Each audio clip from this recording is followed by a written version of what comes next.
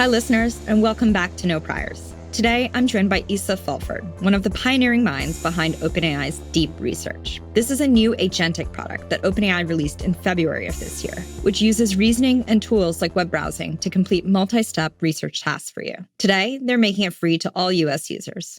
Welcome, Isa. Isa, thank you for doing this. Thank you so much for having me. You and your team have shipped one of the most exciting AI products of late. I use it a lot, deep research. Where did the idea come from? Tell me the origin story. Yeah, so around a year ago now, we were very excited about the progress internally on this new reinforcement learning algorithm. We were seeing a lot of progress on math problems and science problems and coding problems. And at the same time, I was working with my friend Yash, who works at OpenAI, on a few side projects. And we were very interested in agents generally and kind of wondered if we could apply the same algorithm to tasks that are maybe more in line with what the average user would do every day. And so the two first things we were thinking about were online browsing tasks, because I think in a lot of different professions, people do just have to do a lot of research, synthesize a lot of information, and then come back with a report.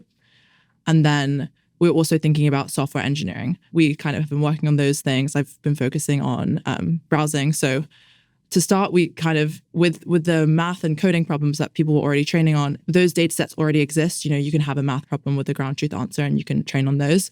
But for browsing, it's kind of more open-ended. You don't really have data sets like that exist. So we really started by grounding the research and what product use cases we actually wanted the final model to be good at. So we literally would write out just a list of things like, I hope the model that could find this list of products for me and rank them by these reviews from Reddit or something like that. Or I want it to be able to write a literature review on this topic. I feel like a lot of people, when they think about, browsing and agents, they land on the same 2-3 transactional use cases that I actually don't think are particularly inspiring, right? So it tends to be order a burger on DoorDash or something like that. Or I feel like ordering flowers is also a really common one. Why do you think you came up with such a different set of goals for the agent? Yeah, so I think before we focused on taking right actions, which those are examples of taking right actions, we wanted to get really good at synthesizing information from a large number of sources and mostly read-only tasks. That was for a number of reasons. Firstly, just a huge number of knowledge work professions mostly do that, so it would be quite useful for those groups of people. Secondly, I think the overall goal for OpenAI is to create an AGI that can make new scientific discoveries. And we kind of felt that a prerequisite to that is to be able to synthesize information. If you can't write a literature review, you're not going to be able to write a new scientific paper. So felt very in line with the company broader goals. It's also very meta because you have, helped make an AI that makes me better at learning, and it's learning. Yeah. I hadn't thought about that. I love that. More practically, the read-only task is maybe the safety question is a bit more constrained. So it was a good thing to start with as well. Yeah, it seems that the, read-only space, people were also not nearly as ambitious as you were going in, or you and Yash were going in about, maybe it could understand this set of things for me. Okay, so you thought of these end evals and come up with a set of tasks that could be auto-gradable or fit a set of characteristics that made them better fit the algorithms.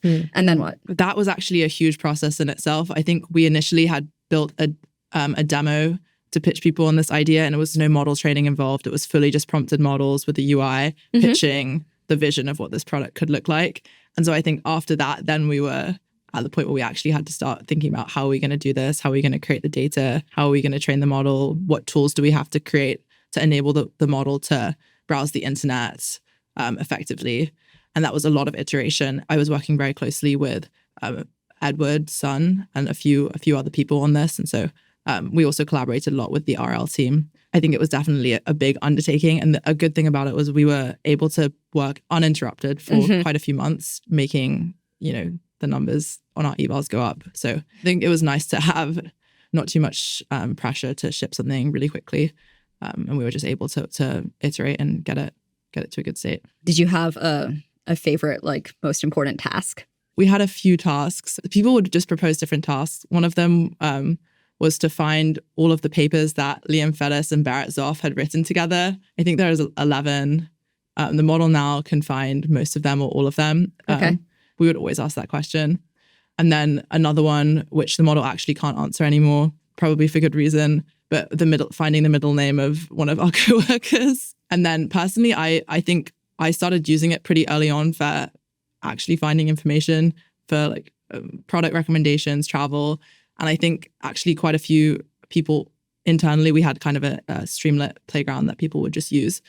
A lot of people had found it and were using it. Sam told me he used it to buy a bunch of things. Every time it would go down, people would message us like, what happened? We need to use the model, even when a previous version that honestly wasn't that good. So I think that was That's a good sign. Initial sign. Yeah. What can you say about the actual bulk of the work, like the tool creation and the data creation? So for the data, we did a bunch of different things. We used human trainers. For some of it, we kind of had to come up with new kinds of data sets, I guess. And we had to figure out how to design data sets to exercise the kind of skills that we wanted the model to learn. And then you have to make a way to grade those data sets as you're training them. And then you also have to make the good tools for the model to be able to like actually complete the task successfully. So right now we just have the browsing tool, which is a text-based browser, but it can see embedded images and like open PDFs. And then also it has access to a Python tool, so it can do analysis and calculations and plot graphs and things like that. But you can imagine in future versions, we'll just expand the tool set. And so the model will just become more capable, but we'll also need to make data sets that actually make the model exercise all of those different tools and figure out how to use them and backtrack and, all these different things during training. So that's actually able to like flexibly answer new problems from users in the product. It is clear that reinforcement fine-tuning on very powerful base models can do very useful things now. That's super exciting. What advice would you have for startups or other companies who are thinking about doing RFT for a particular task as to like when it's worth doing or when they can just try to do sort of just traditional orchestration where agents are a component? So I think in general, you will always get a model better at a specific task if you train on that task. But we also see a lot of generalization from training on one kind of task to other domains. So you can train a reasoning model on mostly math, coding, other reasoning kind of problems, and it will be good at writing. But if you trained it on that specific task, it would be better at it. I think if you have a very specific task that you think is so different to anything that the model was likely trained on, and you try it a bunch of times yourself and you've tried a lot of different prompts and it's just really not good at it. So maybe it's some genetic sequencing task or something that's just so out of distribution for the model that it doesn't know how to figure it out. I think that is a good time to try reinforcement fine-tuning. Or if you have a task that is so critical to your like business workflow that getting the extra 10-15% performance is really make or break, then probably try it. But if it's something that you think, oh, the model's pretty good at, but it gets things wrong, some percentage of the time, and then you see with every next model that's released, it gets a little bit better, it might not be worth the effort if the model naturally is just going to get better at those things. So that would be my recommendation. Okay, great advice. You've talked about needing to use human experts to create some of this data. I think of browsing as a somewhat universal task. I guess there are good and better, there are, worse and better browsers. Like, where do you feel like you need expertise, or what do you know about browsing expertise that you didn't before, or information gathering expertise? Yeah, I guess it's one of those things where basically every single profession involves having a question or wanting to do research in a domain and then having to find information from many different sources to synthesize an answer. And like while doing that, you have to have the expertise to reason about, is this a useful source? Is this not? Is this, should I include this? Is this like completely off topic, whatever? Like that is kind of universal to most jobs or most scientific domains, any kind of anything. So, and the cool thing with RL is that you don't necessarily need to know the whole process of how the person would do the research. You just have to know what the task is and what the outcome should be. And the model will just learn during training how to get from the problem to a good answer.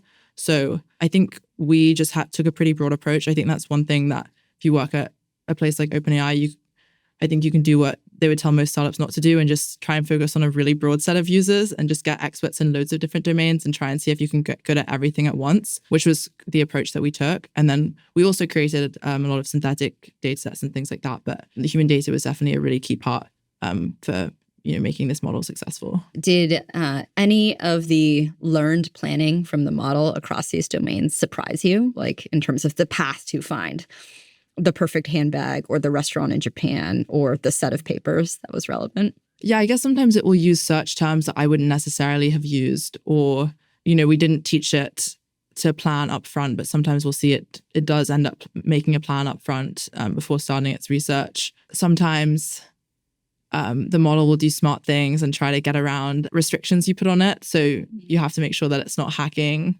and trying to use a different search engine other than the search engine that you gave it or something like that. Like, it will do smart things that you have to make sure you're looking out for, in case you want to not allow the model to do those things. Maybe we can actually use this as a moment to talk about some of the failure modes. Like, how do you think about some of the classic issues with agents, like maybe, compounding error or distraction or even safety? Yeah, so I think with deep research, since it can't actually take actions that aren't kind of the same class of the typical agent safety problems you would think of, but I think the fact that the responses are much more comprehensive and take longer means that people will trust them more. Mm-hmm. So I think maybe hallucinations is a bigger problem. Mm-hmm. While this model hallucinates less than any model that we've ever released, it's still possible for it to hallucinate most times because it will infer something incorrectly from one of its sources. So that's part of the reason we have citations, because it's very important that the user is able to check where the information came from. And if it's not correct, they can hopefully figure it out. But yeah, that's definitely one of the biggest model limitations and something that we're actively always working on to improve. In terms of like future agents, I think the ideal agent will be able to do research and take actions for on your behalf. And so I think that's a much harder question that we need to address. And it's kind of at that point when capabilities and safety kind of converge, where an agent is not useful if you can't trust it to do a task in a way that doesn't have unintended side effects that you don't want. Like if you ask it to do a task for you and then in the process it sends an embarrassing email or something like this, that's not a successful completion of the task. So I think that is going to be a much more interesting and difficult safety area that we're starting to tackle. You can tell me if you just don't have a projection here, but do you think people are going to want explicit guardrails? Do you think you can learn a bunch of those characteristics in the model itself? If you've used Operator, I'm sure you have to confirm every right action. I think to start with, that makes a lot of sense. You want to build trust with users. And as the models become more capable, maybe you've seen it successfully do things a few times and you start to trust it more. And so maybe you allow it to, okay, every time, you don't have to ask me every time you send an email to these people, that's fine. But I do think that as these agents start to roll out, we will definitely want to have guardrails and confirmation, just so, while they're not the end state capability, we still want to make sure we have a good level of oversight. But I think that they will get so good that we'll just trust them to do things on our behalf. What are some of the obvious ways you feel like deep research as a product is going to get better? Yeah, I mean, it's going to extend into write. You just implied that at some point. I mean, I think maybe it's, the ideal state would be to have a unified agent that can do all of these different things. Anything that you would delegate to a coworker, it should be able to do. How are we going to make decisions about if it's Sarah, you do this versus agent, please do this? Yeah, I guess. Or is it always just try the agent first? Probably. I mean, I would try the agent first if it was my work. It's kind of the pattern of every time the model becomes more capable, the level of abstraction of the human becomes higher, if that makes sense. The task you're asking it to do is just higher and higher level, but you're still initiating the task. So, maybe a year ago, I was asking it to write a function for me, and now I'm asking it to write a whole file, and maybe next year it will, make a whole PR for me or something like that. So I still think we'll be in the driving seat. As to deep research, I think obvious next steps for deep research would also be to have access to private data, like be able to do research over, any internal documentation or GitHub, whatever it is. There's a golden thread here because when we first met, you were working on retrieval. And I was like, there cannot be only one person at this company working on retrieval. Everything, all roads lead back to retrieval. So I think that will be really cool. And then eventually taking right actions or calling APIs. And then obviously there are just a lot of things that the model is not perfect at now that we just need to improve. But I think we have a really cool working relationship with the reinforcement learning team. So a lot of teams will contribute data sets to the big runs that they do. So we contribute data sets, and then as they train models, with a ton of compute, then it just becomes a better base model for us to continue training from. So just think the capabilities are compounding.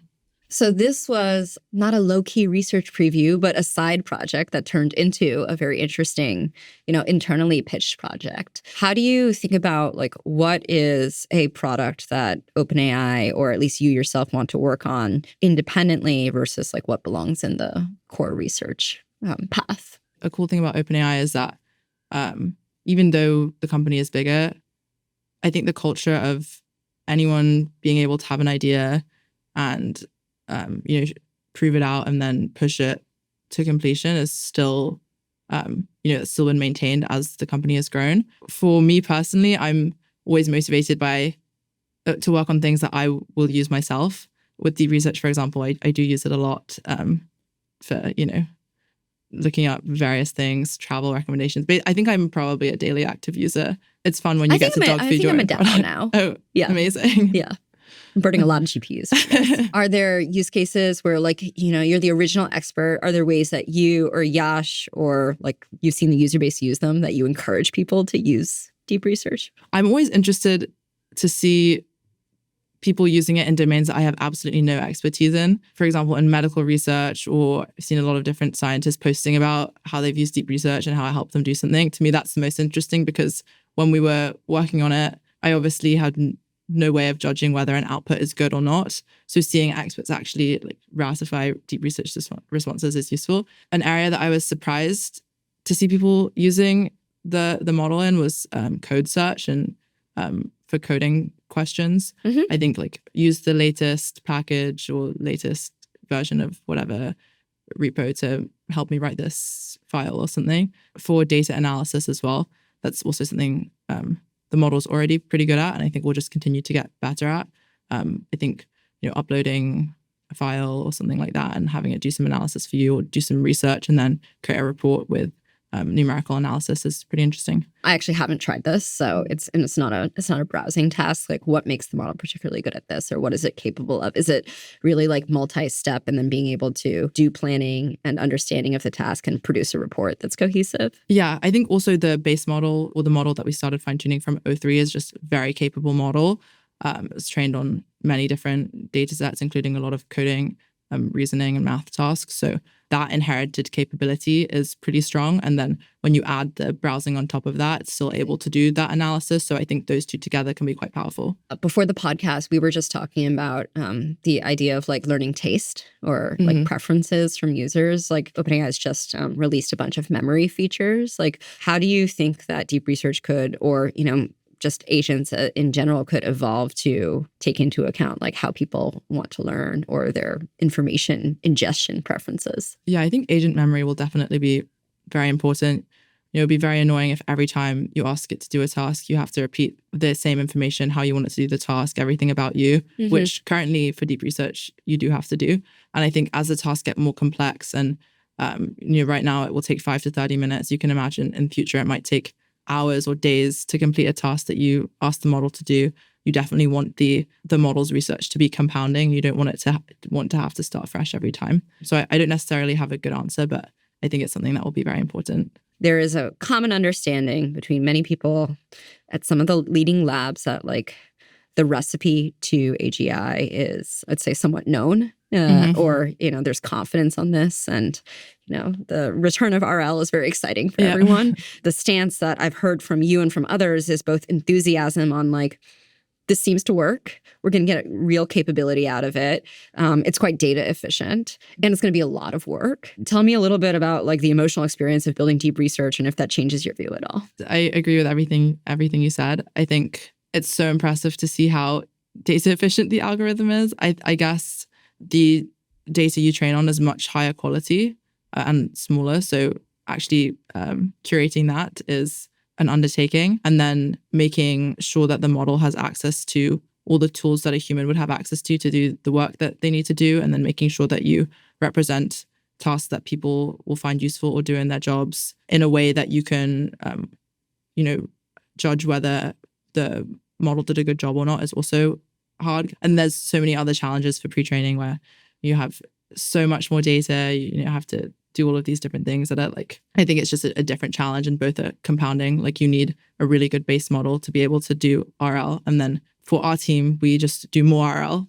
So yeah, it's like all very compounding, but I think everybody does kind of see a pretty clear path to this like broadly capable agent. Do you think there are like big blockers to progress of, like you said, maybe not exactly describing it as the next iteration of deep research, but just confidence that, we're going to have these unified agent capabilities and it will feel like a coworker? What stands between us and that? There's a lot of really hard safety questions that we need to figure out. We would never ship anything that we don't have like very high confidence is safe. And I think the stakes are way higher when it has access to your GitHub repositories and your passwords and your private data. So I think that's a really big challenge. I guess also, if you want the model to be able to do tasks that take many, many hours, finding efficient ways to manage context, kind of similar to the memory thing. But if you're doing a task for a really long time, you're going to run out of context. So what's an efficient way of like dealing with that, allowing the model to continue to do its thing? And then, just the task of making the data and making the tools. I mean, I've said this already a few times, but that's a lot of work. I was just looking at my history of queries. My user request is like, I want to see what things I asked of deep research versus other models, in particular in my memory. But it has ranged from like, obviously, if I'm trying to get up to speed on a market for a company I'm looking at, or on a technical topic, or travel planning. It's a big one. Also, I have looked for things that are taste related. So I'll be like, okay, I like, this set of books for these reasons. I want you to, actually just giving me a long form summary of a bunch of other things you think I should read and explain why. I realize I don't have a super clear mental model of like when deep research should be better than O3. What instinct can you give me here? Deep research is very good when you have a very specific query or well-defined query. So maybe not a general overview of a topic, but you're looking for some specific information and you think it would be supplemented by existing research online. Even if that information is also, we also train the model on the base model on that information. I think having live access to it is quite useful. So if I have any instinct about like directing to retrieval or particular sources, that focusing is useful. I think so. And also we trained it to have much longer outputs than I think the normal models would. So if you're looking for something very comprehensive, maybe sometimes too comprehensive for some tasks, I think deep research will be useful for those things. Connect this for me to a deep research like fashion task. I've used it to find new brands. So I'll say, these are the kinds of brands I like. Please find new brands where I can find this specific coat that looks like this one or something like that. And then it's very good at finding those. Versus I think the base model or the normal model will say, it will give you some brands, but it won't necessarily fit all of the constraints that I had given. Like I want it to sell this, fake fur coat that's this length, this season or something. It's not going to be able to do that because it just won't have the up-to-date information, and also just won't necessarily be able to like deal with all of the constraints in a query like in one shot. O1 isn't browsing as comprehensively. I'll use it to find things where I'm looking for a very specific thing that would take me hours to find. So I'm looking for this very specific item or, sweater that is probably available on RealReal or somewhere, but I can't find it. Or I'm looking for an Airbnb with like very specific constraints. So I think those kinds of things deep research is good for. And then more general, like high level things you should use like normal search for. Yes. Well, I will admit I have had some multi-year browsing/shopping tasks that I've now making a cron job for deep research, I suppose. I want to ask just one more experience question, which is, was there a particular like win or failure that surprised you in the training of deep research? It really was one of those things where we thought that, training on browsing tasks would work, felt like we had good conviction in it, but actually the first time you train a model on a new data set using this algorithm and seeing it actually working and playing with the model was pretty incredible, even though we thought it would work. So honestly, just that it worked so well was pretty surprising, even though we thought it would, if that makes sense. Yeah. It's the visceral experience of like, oh, the path is paved with strawberries or whatever. Exactly. But then sometimes some of the things that it fails at are also surprising. Like sometimes it will make a mistake where it will do such smart things and then make a mistake where I'm just thinking, why are you doing that? Like, stop. So I think there's definitely a lot of room for improvement. But yeah, we've been impressed with the model so far. I'm used to all my technology tools being instantaneous. Yes. Deep research is not instantaneous. It's thinking and using tools. Can it be faster? Yeah, I do think there's a good middle ground in between where sometimes you don't want it to do really deep research, but you want it to do more than a search. And I think that we will release things soon that people will be happy about and will fill that gap. Okay. I don't know how to communicate this preference, but I want to like toggle at some point to be like as much work as, because I would say this to a human. I want you to do as good of a job you possibly can do in the next 5 minutes. Yeah. See, that's something where I think it seems like a bad UX to actually make the user make that decision. The model should just be better at knowing how much time to think. I think we made a decision when training the model that we just are going to go for max thinking time every time. So I'm sure we'll ask it a really simple query sometimes just to test and then get quite frustrated that it's still thinking. So I do think that that's also an area for improvement is, knowing how long to think for. But yeah, I suspect with deep research, we'll always be focusing on the tasks that take the maximum length of time. And then I think like O3 or, O next will have a better in between. What is an example of a task you can imagine deep research taking a day at in the future? I mean, there's some GPUs smoking. Yeah.